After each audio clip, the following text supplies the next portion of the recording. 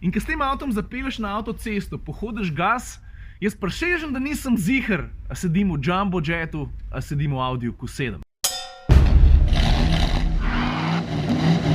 Današnji dan bo pa dosti zanimiv, ravno ker sem vrnil BMW X4, zdaj poberem enega od teh dveh, kjer ga misliš? Fabija. Ampak Fabija bo morala kakšen dan, dva počakati še čist primer, mislim, nekam se odpeljem, zato ker bom pobral en drug avto. Tisti je pa vse to, kar Fabija ni. Počakaj še malo, še da zdaj to. Hej, jaz sem v Lescah. Tukaj sem v Lescah v industrijski coni, to je pravzaprav bajta, v kateri je AMZS, pa tele modeli tudi. Vidiš, kaj tam gor piše? Turbine.si.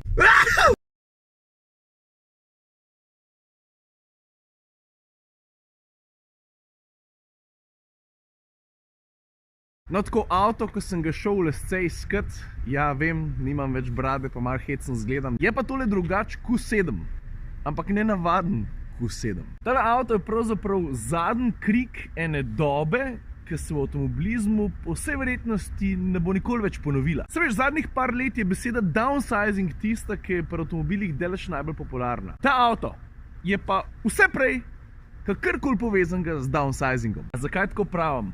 Dajmo tako reči.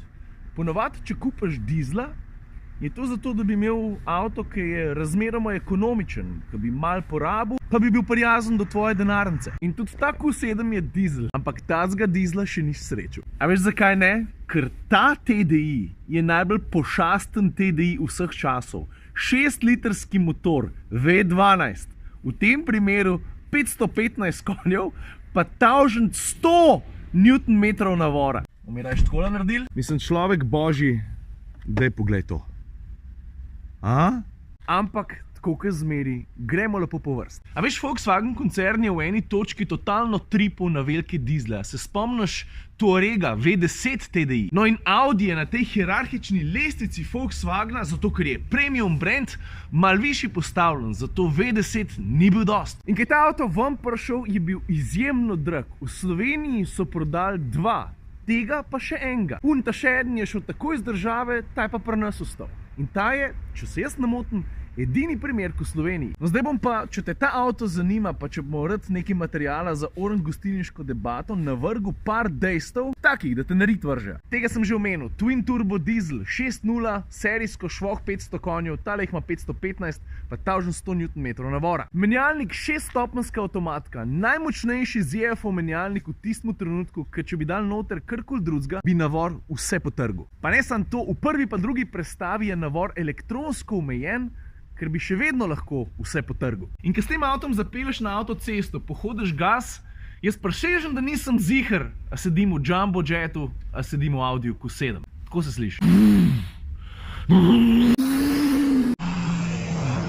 Pa telih ledic tukaj spodaj je točen 12. Po ena za vsak val motorja. Ali pa bo ena za vsak bit.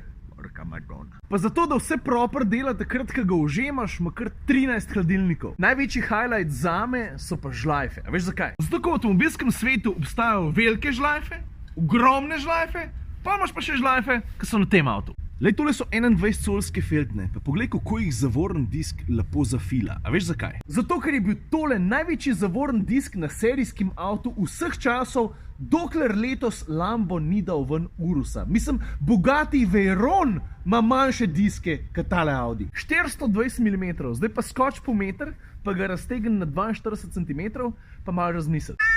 A je pa valjda so karbonsko-keramični, na SUV-ju. Ali pa mogoče najbolj še takole povem, take bremze, ki jih ima tale Q7 zadaj, ima Porsche Carrera ponovad spredi. Now that's some crazy shit right there. A ja, kaj ima od opreme te zanima? Ja, kako to misliš? Vse! Lej, takole približno zgleda kabina tega avtomobila. Valjda moraš upoštevati to, da je avto v osnovi star več kot 10 let. Na tem srednjem zaslonu v tem trenutku vidiš, kako je nastavljeno podvozje. Valjda je vzmetenje zračno, pa še nekaj. Avto tehta 2 tone 600, koliko 40-50 tam nekje. Ampak, ko daš na Dynamic, moram priznati, da sem bil šokiran, ker ko sem ga nagnil v vink, sem pričakoval, da se bojo zgodile same napačne stvari, da me bo odvrnil, da bi vozil športno, ampak je bilo glih nasprotno. Res luštno se pele, mislim, upoštevajoč maso. Drugače pa ambient, vse kar ni usne, je Alcantara, a občutek tukaj noter je oranž, ne glede na to, koliko star je ta avto. Valjda sta tukaj v vzglavnikih dva zaslona za infotainment sistem, tukaj imaš pa posebej narejen zato, da lahko daljinca nekam spraviš. Vidiš? Pa ena stvar je hecna, ne? Opazovati razvoj, ko greš pol v kontrasmeru, starejši avto, recimo ta avto si zagnal s pritiskom na gumb. V današnji Audi imaš en gumb, s katerim avto zaženeš pa ugasnem. Tukaj sta bila pa še dva, vidiš, engine start pa engine stop. No in pa se 2-3 dni voziš s takim avtomobilskim dinozavrom, prepuščaš se cunamijem navora, razmišljaš, koga vse bi dol počel, če bi šel drag raceat, pa zraven razmišljaš, ne, vsak orang avto si zasluži dober nickname. Stari, bolj sem gruntil, manj sem vedel,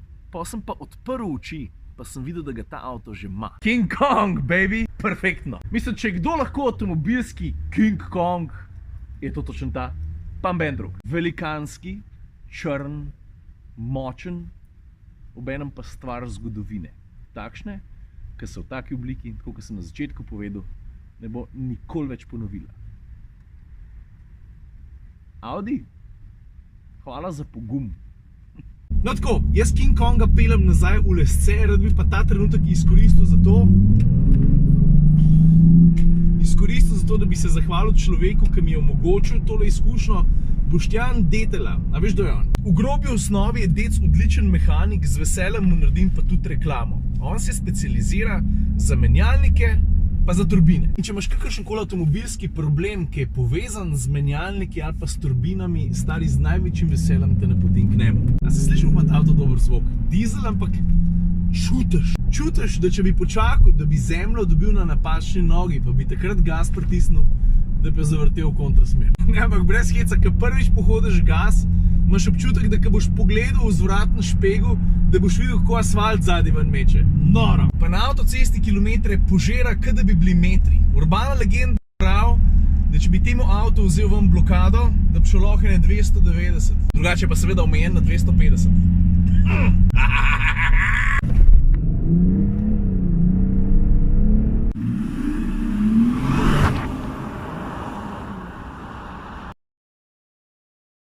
Pa še ena stvar, ki smo že pri golobradem Cirilu iz tega vloga. Če si videl en vlog nazaj, verjetno veš, kako se je to zgodilo. Hočem reči samo eno stvar. Tole zadevo sem izbral na poslal, to je ta brivnik serije 9. Po tistem, ko sem bil tukaj nag, pa preden sem spet pustil temu podrastju, da pride na plan, sem se z njim pobril še dvakrat. Dobro dela, nimam kaj reči. Pravzaprav na en način toliko napreden, da ga jaz v tem trenutku, ko se ga še nisem navadil, pa se naučil, sploh ne znam izkoristiti v popolnosti, kar tudi veliko pove. Malo to, koliko je hud, malo pa to, koliko jaz nimam pojma o brivnikih. Zdaj pa, če sem odločil svoji koži še kdaj da dihati, dvakrat ni zareč, da nam tole ponucil. To je to, za danes. Srečen nov let. Ajde.